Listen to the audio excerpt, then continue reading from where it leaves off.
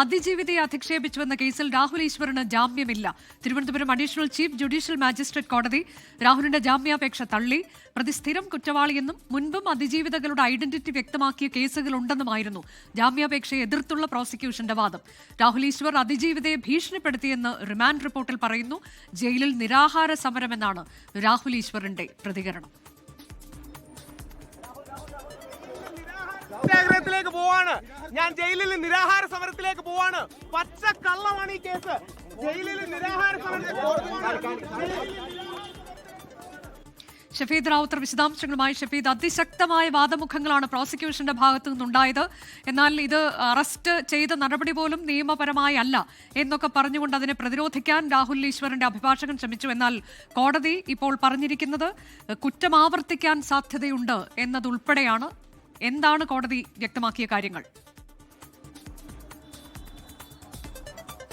അനുജ, അതായത് ഈ രണ്ടു കേസുകൾ, അതിൽ ഒന്നാമത്തേത് രാഹുൽ മാങ്കൂട്ടത്തിനെതിരെയുള്ള ബലാത്സംഗ ഭ്രൂണഹത്യ കേസും അതിനെ പിന്തുടർന്ന് അല്ലെങ്കിൽ അതിലെ അതിജീവിതയെ അധിക്ഷേപിച്ചും അതല്ലെങ്കിൽ അവരെ ഭീഷണിപ്പെടുത്തിയെന്നൊക്കെയുള്ള ഇതിന്റെ രണ്ടാമത്തെ കേസും, അതിന്റെ രണ്ടാമത്തെ കേസിൽ അതിന്റെ കുറ്റക്കാരനായിട്ടുള്ള അഞ്ചാമത്തെ പ്രതിക്ക് ജാമ്യം അനുവദിച്ചില്ല എന്നുള്ളത് സ്വാഭാവികമായും ഇനിയും വരും ദിവസങ്ങളിൽ പലതരത്തിലുള്ള സന്ദേശങ്ങൾ തരുന്ന ഒരു കാര്യമാണെന്നുള്ള കാര്യത്തിൽ തർക്കമില്ല. ഏറ്റവും ഒടുവിൽ ഇപ്പോൾ ആ ഉത്തരവിന്റെ പകർപ്പ് നമുക്ക് ലഭ്യമായിട്ടുണ്ട്. കോടതി നിരീക്ഷിച്ച കാര്യങ്ങളുടെ വിവരങ്ങൾ നമുക്ക് ലഭ്യമായിട്ടുണ്ട്.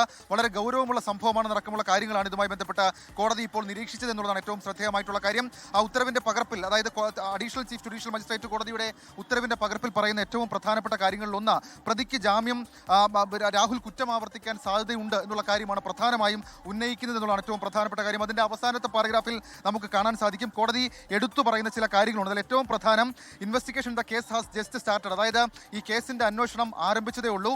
In case the accused is released on bail he is likely to impede the course of investigation, അതായത് അന്വേഷണത്തെ സ്വാധീനിക്കാൻ, ഈ പ്രതിക്ക് ജാമ്യം അനുവദിച്ചാൽ അന്വേഷണത്തെ സ്വാധീനിക്കാനുള്ള സാധ്യതയുണ്ട്. There is every possibility of committing similar offences and tampering with available digital and other evidence involved, അതായത് ഈ കേസിന്റെ അല്ലെങ്കിൽ this is every possibility of committing similar offences എന്ന് പറയുമ്പോൾ സ്വാഭാവികമായും അദ്ദേഹം ഈ സമാനമായ കുറ്റകൃത്യം ആവർത്തിക്കാനുള്ള സാധ്യതയുണ്ട്. മാത്രമല്ല കൂട്ടുപ്രതികൾ ഇതുവരെയും the other accused involved are yet to be arrested, കൂട്ടുപ്രതികൾ ഇനിയും അറസ്റ്റ് ചെയ്യാനുണ്ട്. ഇത്തരം സാഹചര്യങ്ങൾ പരിഗണിച്ചുകൊണ്ട് ഇത്തരം സർക്കംസ്റ്റൻസുകൾ പരിഗണിച്ചുകൊണ്ട് ഈ ബെയിൽ ആപ്ലിക്കേഷൻ തള്ളുന്നു എന്നുള്ളതാണ് Thiruvananthapuram additional chief judicial magistrate കോടതി അല്പസമയം മുൻപ് പുറത്തിറക്കിയിരിക്കുന്ന ഉത്തരവിൽ പറയുന്ന കാര്യം. ഇനി ഈ കോടതിയിൽ നിന്ന് പുറത്തേക്കിറങ്ങി ജയിലിലേക്ക് പോകുമ്പോൾ രാഹുൽ ഈശ്വർ പറഞ്ഞ കാര്യം, ജയിലിൽ താൻ നിരാഹാര സമരം ആരംഭിക്കാൻ പോവുകയാണ്, പച്ചക്കള്ളമാണ് പറഞ്ഞതെന്നൊക്കെയാണ്. പക്ഷേ ഈ സൈബർ അതിക്രമ കേസുകളിൽ, സൈബർ അധിക്ഷേപ കേസുകളിൽ ഒരു ACJM കോടതി എടുക്കുന്ന വളരെ പ്രധാനപ്പെട്ട ഒരു സ്റ്റെപ്പായി കൂടി നമുക്കിതിനെ കണക്കാക്കാൻ സാധിക്കും. മാത്രമല്ല സൈബർ പോലീസിന്റെ റിമാൻഡ് റിപ്പോർട്ടിലും അതേപോലെ തന്നെ അവരുടെ മറ്റ് ഈ പ്രോസിക്യൂഷന്റെ വാദങ്ങളിലൊക്കെ വളരെ ശക്തമായിട്ടുള്ള വാദങ്ങൾ അവർ ഉന്നയിച്ചു എന്നുള്ളതും ഏറ്റവും ശ്രദ്ധേയമായിട്ടുള്ള കാര്യം. മാത്രമല്ല ഈ പ്രോസിക്യൂഷന്റെ വാദങ്ങൾ പ്രധാനമായും ഇങ്ങനെയായിരുന്നു: പ്രതി സമാന കുറ്റകൃത്യം മുൻപും ചെയ്തിട്ടുള്ളയാളാണ്. തിരുവനന്തപുരത്തും എറണാകുളത്തും സൈബർ പോലീസിൽ തന്നെ നിരവധി പരാതികൾ ഇയാൾക്കെതിരെ കേസുകളായിട്ടുണ്ട്.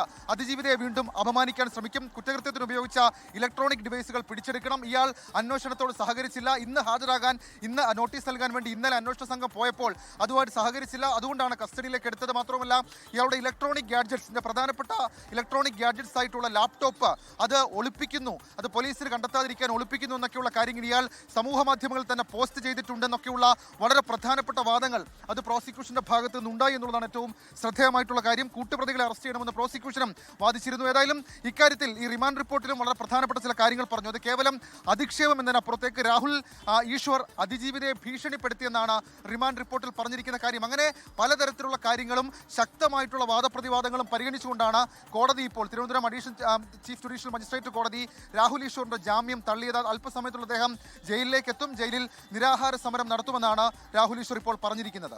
അതായത് ഷഫീദ്, ഇപ്പോൾ നേരത്തെ പ്രോസിക്യൂഷൻ ഉന്നയിച്ച ഏറ്റവും പ്രധാനപ്പെട്ട ഒരു വാദമുഖം സ്ഥിരം കുറ്റവാളിയാണ്, ഇതിനു മുൻപും അതിജീവിതകളുടെ വ്യക്തിവിവരങ്ങൾ വെളിപ്പെടുത്തുന്ന തരത്തിലേക്കൊക്കെയുള്ള നടപടികൾ കൈക്കൊണ്ടിട്ടുള്ളയാളാണ് എന്നതൊക്കെ പറയുമ്പോൾ അതെല്ലാം കോടതി പൂർണ്ണമായും കോടതിക്ക് അത് ബോധ്യപ്പെട്ടിട്ടുണ്ട്. അതിന്റെ അടിസ്ഥാനത്തിലാണല്ലോ രാഹുൽ കുറ്റം ആവർത്തിക്കാൻ സാധ്യതയുണ്ട് എന്ന് പറയുന്നു. ഒപ്പം തന്നെ ജാമ്യം അനുവദിച്ചാൽ അന്വേഷണത്തെ ബാധിക്കുമെന്ന് വരെ കോടതി പറയുമ്പോൾ എത്രത്തോളം ഗൗരവത്തിലാണ് ഈ വിഷയത്തെ കോടതി കണ്ടിട്ടുള്ളത്? നേരത്തെ ഷഫീദ് പറഞ്ഞതുപോലെ തന്നെ ഇത് ഇത്തരത്തിലുള്ള ആളുകൾക്കൊക്കെ ഒരു മുന്നറിയിപ്പ് എന്ന രീതിയിൽ തന്നെ വേണ്ടേ ഈ കോടതി ഉത്തരവിനെ കാണാൻ?